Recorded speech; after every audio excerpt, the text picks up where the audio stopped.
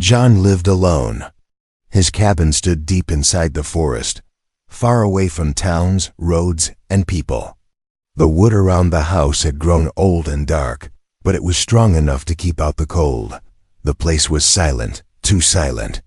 Only the wind moved through the tall trees, and sometimes the cry of an owl broke the night. For years, John had chosen this life. No neighbors, no family, no voices, just silence. Every morning he would wake to the sound of dripping rain or the soft rustle of leaves. He would cut wood, boil water, and sit by the fire. The days felt the same, one after another. Some would call it lonely. John called it peace. But deep inside, when the nights grew too long, he sometimes felt the weight of emptiness pressing against his chest. He had outlived his wife. He had no children, no friends ever visited. His cabin was his world, and the silence was his only companion. That night, however, silence was broken. The storm came fast, as if the clouds had been waiting for the right moment to strike.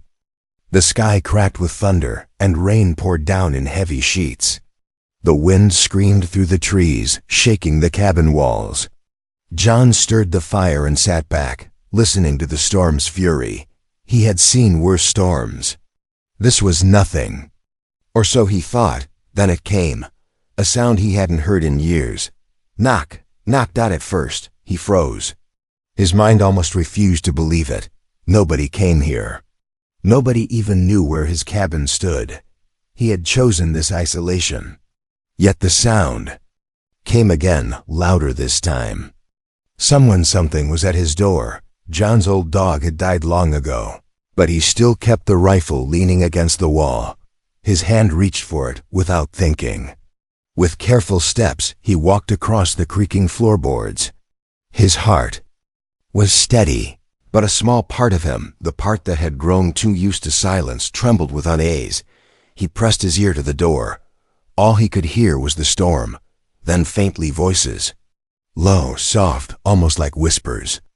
Not one voice, many. John tightened his grip on the rifle and pulled the door open. What he saw made him doubt his own eyes. 11 figures stood outside, drenched in rain. Their shapes were human-like, but their skin carried a faint glow under the storm's flashes of lightning. Their eyes were bright, too bright, almost shimmering like fireflies. Their clothes were torn and heavy with water, clinging to their strange, slender bodies. Women, all of them. Their faces were sharp, alien, yet beautiful in a way John had never seen before. They looked exhausted, desperate, and afraid. None of them spoke at first. They only stared at him as if they had found the one person they had been searching for all their lives. The storm beat down harder. One of them finally stepped forward.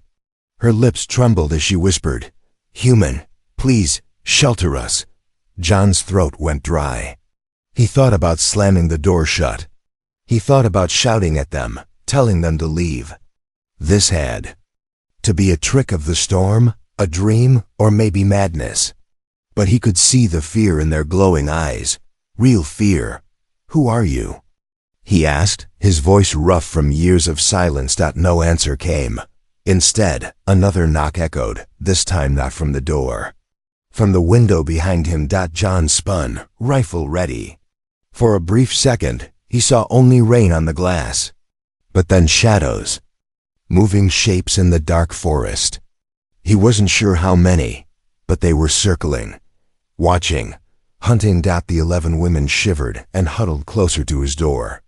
Their eyes darted toward the forest as if they knew what those shadows were. The first woman spoke again, louder now, almost pleading. "Let us in. If you don't, we will die tonight." John's chest tightened. He had lived alone for years. He had chosen silence. But now silence was gone. The storm roared. The forest moved with unseen threats, and 11 alien widows begged for his door to open. For the first time in years, John felt something he thought was long dead inside him. Not loneliness, not fear. Something else. Responsibility. His hand hesitated on the rifle. His eyes flicked between the storm and the glowing women. He knew the moment he let them in, his quiet life would end forever. But could he really leave them? To die in the storm? As thunder roared overhead and shadows crept closer to the cabin, John's hand moved slowly to the door. The choice was his. And he knew whatever decision he made tonight, his life of silence would never return. Asterisk. The fire cracked softly inside the cabin. Smoke curled into the rafters as John finally pulled the door wider. One by one, the women stepped inside, dripping water onto the wooden floor. Their wet clothes clung to their bodies, and the faint glow of their skin gave the room an otherworldly light. John set his rifle down against the wall, though not too far. His eyes never left them. For years, no one had crossed his door. Now, 11 strangers stood under his roof, strangers who were not entirely human. He threw extra logs on the fire, the only kindness he could manage. The warmth filled the room, and steam began to rise from their clothes. None of them spoke. They only looked at him, and then at each other, as if unsure who should explain first. Finally, the tallest one stepped forward. Her hair was darkened, long, dripping with rain, and her glowing eyes fixed on him. "We are widows," she said softly. Her voice was heavy, carrying both sadness and exhaustion. "Our husbands died in the war."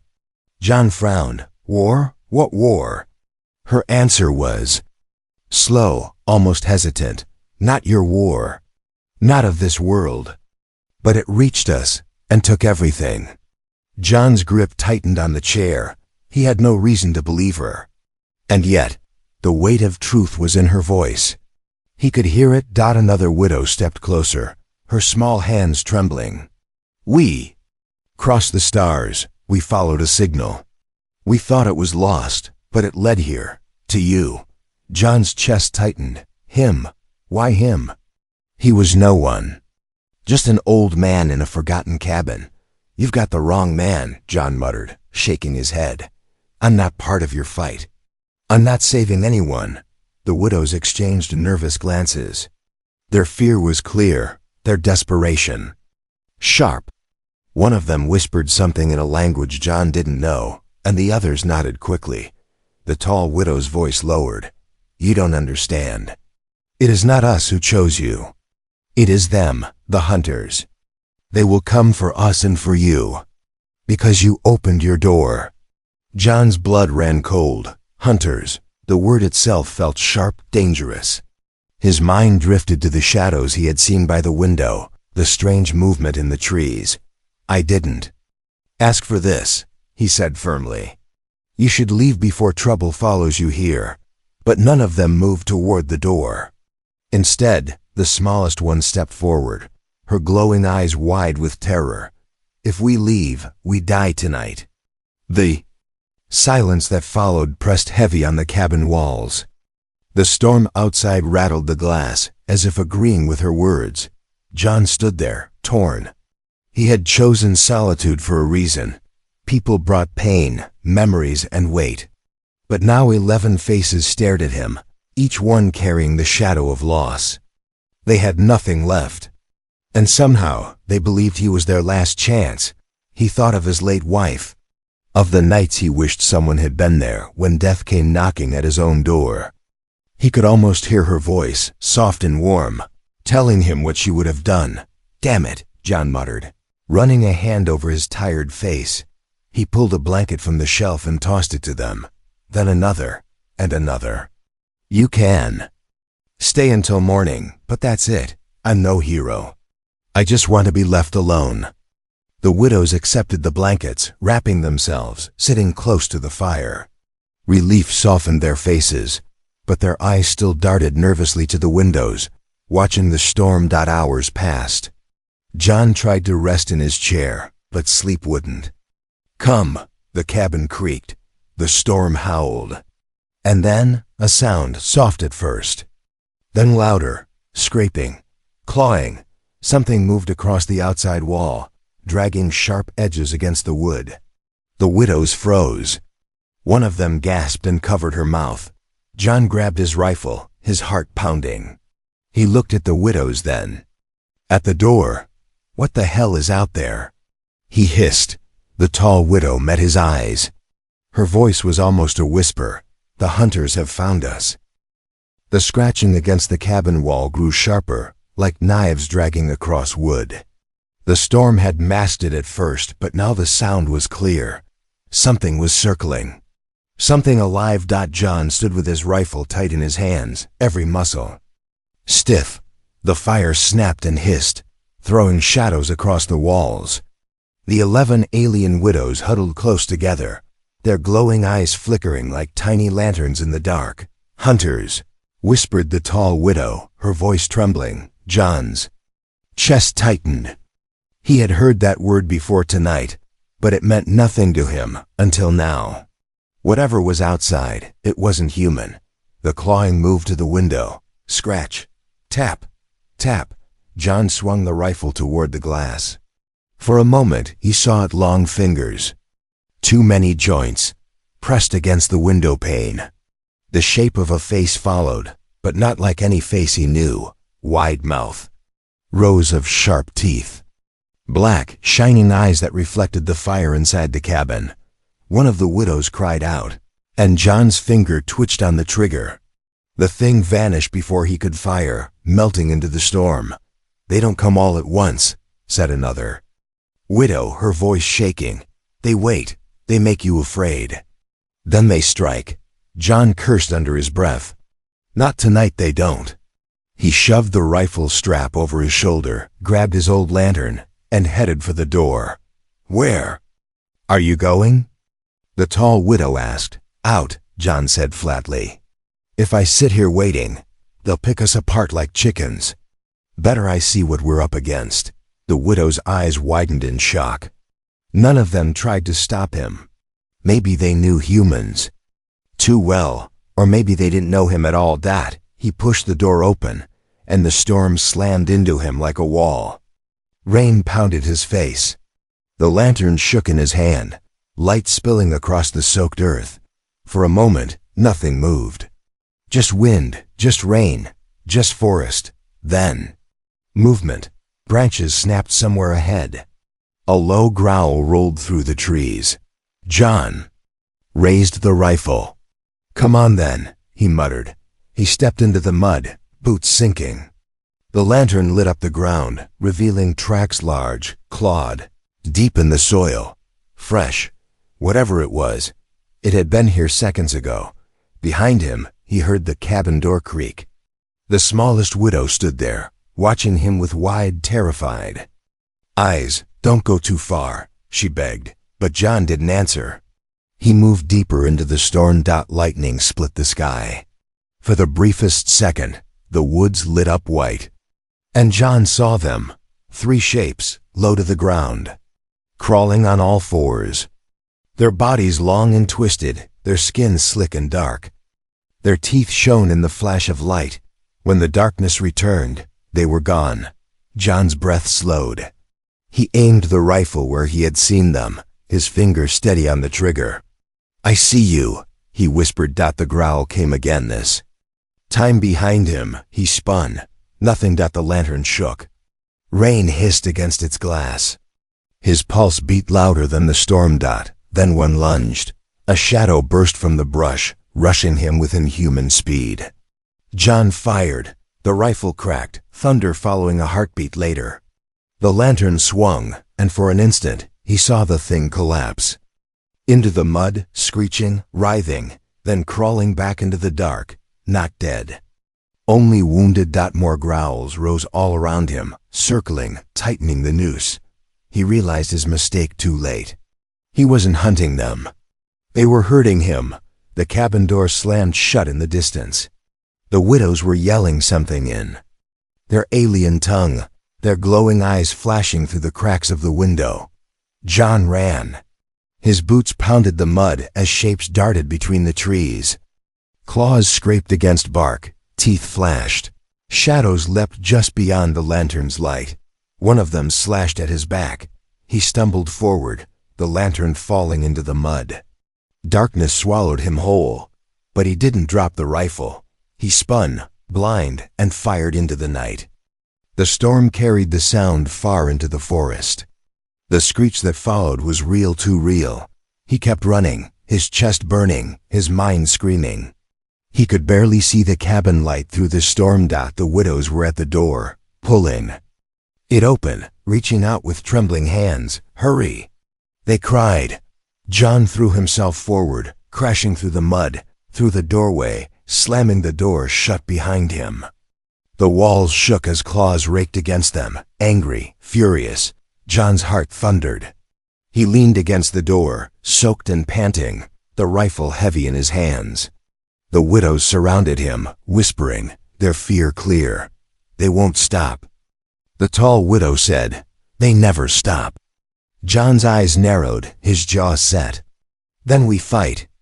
The storm slowly began to fade, but the cabin wall still shook with claws and fists striking against them. The hunters were not leaving. They circled outside, growling low, waiting for weakness. Inside, John loaded his rifle again, hands steady, though his chest still pounded from the chase. The 11 widows sat huddled near the fire, their glowing eyes fixed on him. They looked tired, wet, and broken, but their fear was not just for themselves. It was for him, too. John's voice was rough. "Enough games. What are those things? Why are they after you? And why drag me into this?" The widows were silent. Only the fire crackled. Finally, the tall widow, the one who had spoken first, rose to her feet. She moved closer, her wet hair sticking to her face, her glow faint. "In the dim light, they are hunters," she said quietly. "Born for one purpose, to erase what they fear most." John frowned. "And what's that? You?" Her eyes locked onto his. "No, you." The room seemed to freeze. Even the firelight felt weaker. John let out a bitter laugh. "Me? I'm just an old man in a cabin. What the hell could they fear in me?" Another widow spoke up, her voice trembling. "Not you alone. Your kind. Humans. You carry something hidden in your blood. Something they could never kill, no matter how many wars they fought." John's grip on the rifle tightened. "What are you talking about?" The tall widow took another step forward. "Your people were never told. Maybe even you don't know. But across the stars, stories spread. Stories of a race that doesn't bow, doesn't kneel, doesn't stop. Hunters tried to break your kind long ago, and failed." John's eyes narrowed. "You're saying they've fought humans before?" Her silence was the answer. The smallest widow, still wrapped in a blanket, leaned forward. "We are widows because of them. Our husbands stood against the hunters. They fought bravely, but bravery alone was not enough. The hunters always win unless—" Her glowing eyes flicked to John. "Unless a human stands in their way." The words sank into him like stones. He shook his head. "That's nonsense. I'm no savior. I'm no soldier anymore. I just want my quiet life." The tall widow's voice hardened. "Quiet life is gone. The moment you opened that door, the hunters marked you. They will not stop. Not until they tear down your cabin. Not until they take us. And not until they kill you." The fire popped, sending sparks upward. The silence that followed was heavy, each widow staring at him as if waiting for his answer. John felt his throat dry. He remembered his wife's voice, long gone now, whispering to him in the dark, "Do what's right, even if it breaks you." He looked at the widows, their eyes full of pain, of trust, of desperate hope. He didn't want this. He hadn't asked for it. But he could see it now, the truth in their faces. Whether he liked it or not, the hunters feared humans. And now they feared him. John leaned the rifle against the table and lit another lantern. His voice was steady, almost cold. "If what you say is true, then they're not just your problem anymore. They're mine." One widow whispered, "You will help us?" John's jaw tightened. "I'll keep this cabin standing as long as I can. That's all I can promise." The widows exchanged glances. For the first time since arriving, A faint spark of relief crossed their faces, but fear lingered in their eyes. Then the scratching outside stopped. The sudden silence was worse than the noise. The widows froze, glowing eyes darting to the door. John grabbed his rifle again, every nerve on edge. The tall widow's voice was barely a breath. "They've stopped circling. Because their leader is here." The heavy knocks at the door never came again. Whoever led the hunters had vanished back into the storm, leaving only silence behind.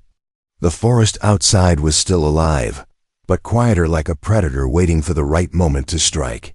Inside, the widows sat close to the fire, whispering in their strange tongue. John leaned back in his chair, rifle across his knees. His eyes were sharp, but his body felt heavier than it had in years. The storm had passed, yet the weight of responsibility stayed. Hours dragged on. The widows began to dry their clothes by the fire.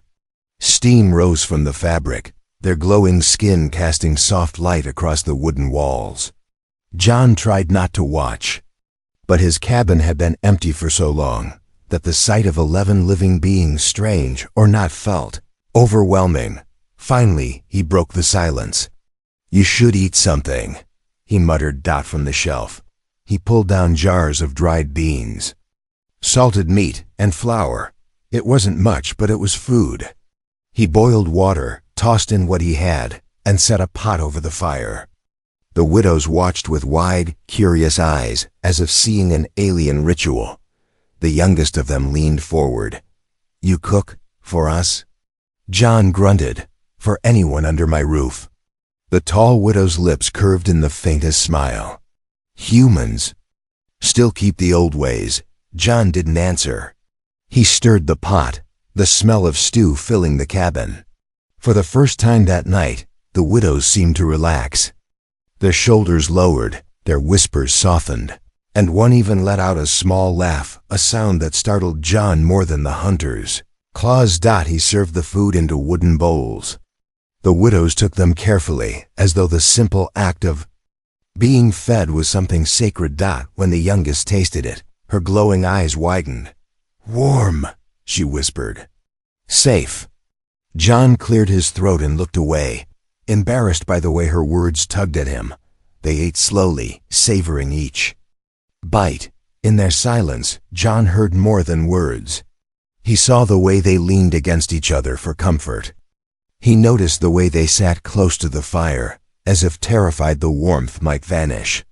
These women had lost everything: homes, husbands, a place in the universe.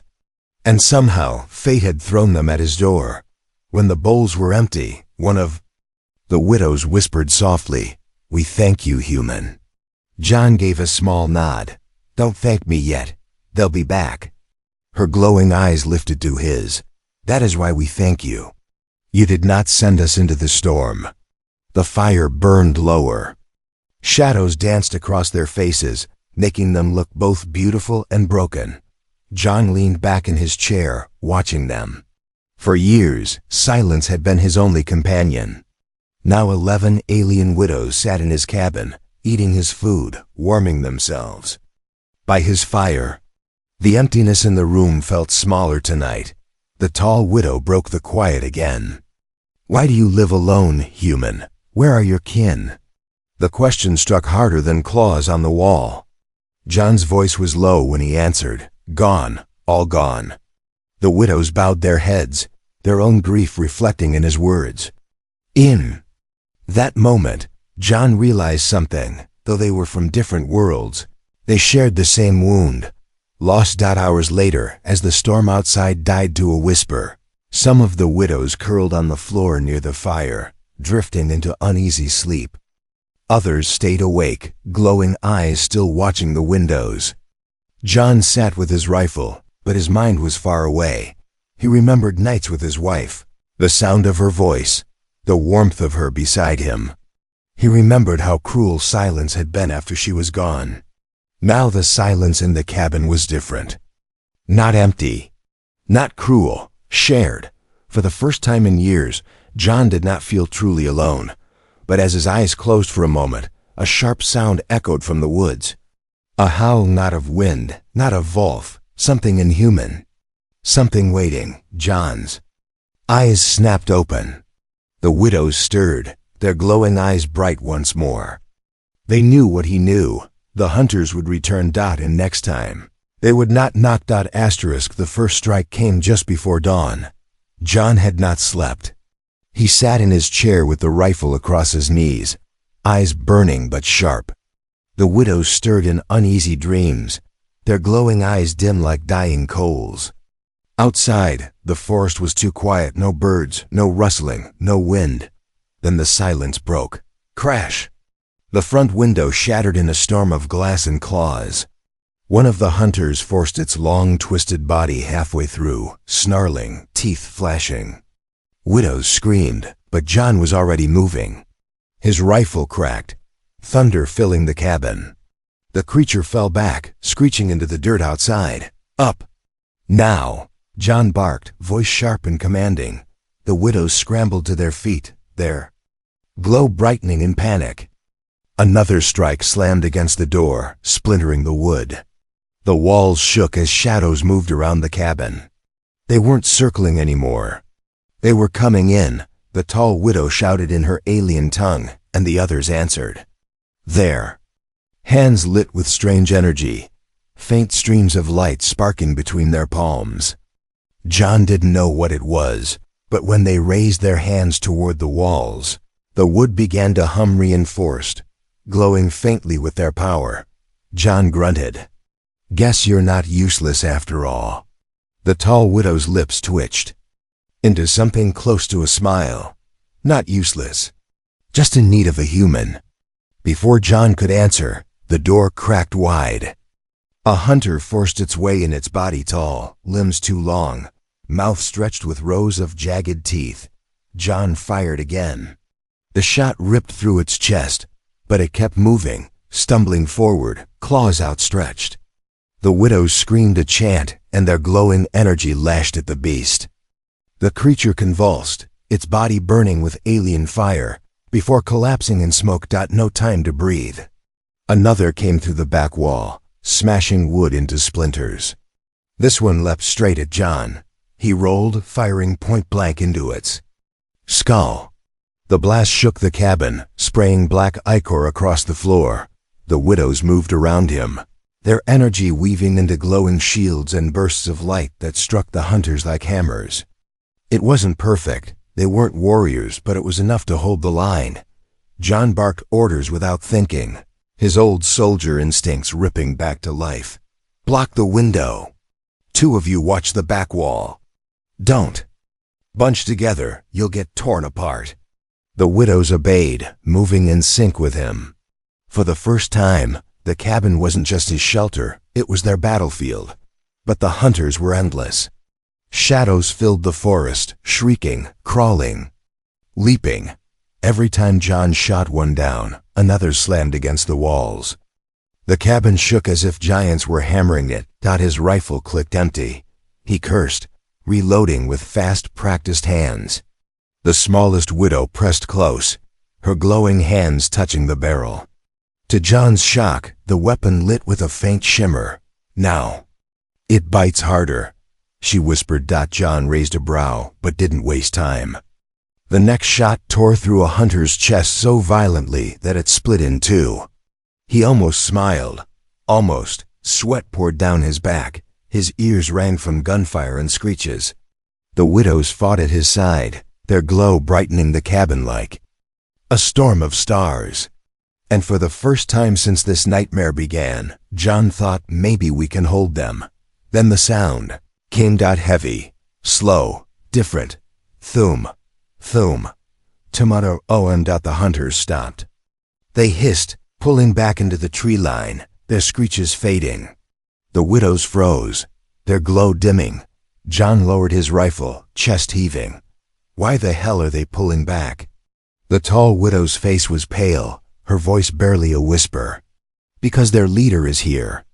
From the tree line, something massive moved. Bigger than the cabin. Its shadow stretched across the ground as dawn's weak light broke through the clouds. Eyes glowed in the dark too, then 4, then 6. The widows clutched each other. "He does not come for us," one whispered. "He comes for you." John stepped forward, rifle steady, jaw tight. His voice was low but unshaken. "Then he's knocking on the wrong damn door." The forest was silent. Too silent. The hunters had melted into the shadows, leaving only one shape moving through the trees. It was bigger than the rest, heavier, each step shaking the ground.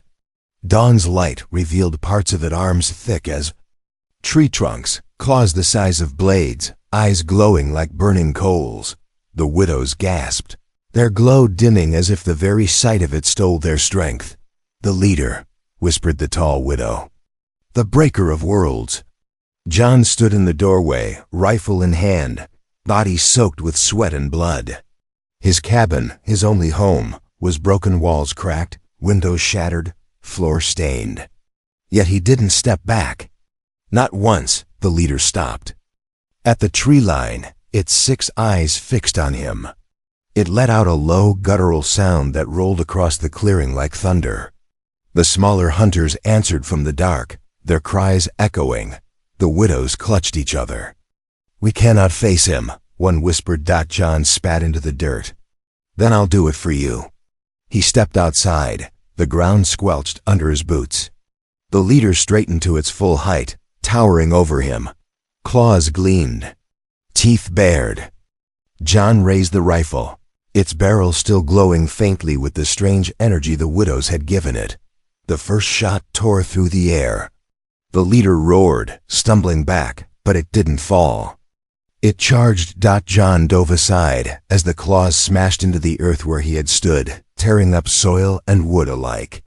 He rolled, fired again and again. Each shot bit deep, but the beast kept coming. From the cabin, the widows cried out, chanting in their alien tongue.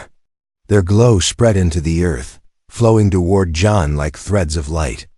His rifle burned brighter in his hands, each shot hitting harder, faster, sharper. The leader shrieked, swinging its massive arm.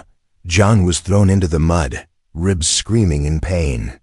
The rifle slid from his grip. The leader loomed over him, claws raised for the kill, and still John didn't run. His hand closed around a jagged piece of broken wood. He drove it upward into the beast's throat. The monster roared, black blood spraying across him. The widow's chant grew louder, their glow brighter, wrapping the beast in burning light. John staggered to his feet, snatched the rifle, and pressed it against the monster's chest. "This is my cabin," he growled, "and I don't run." The shot exploded like thunder.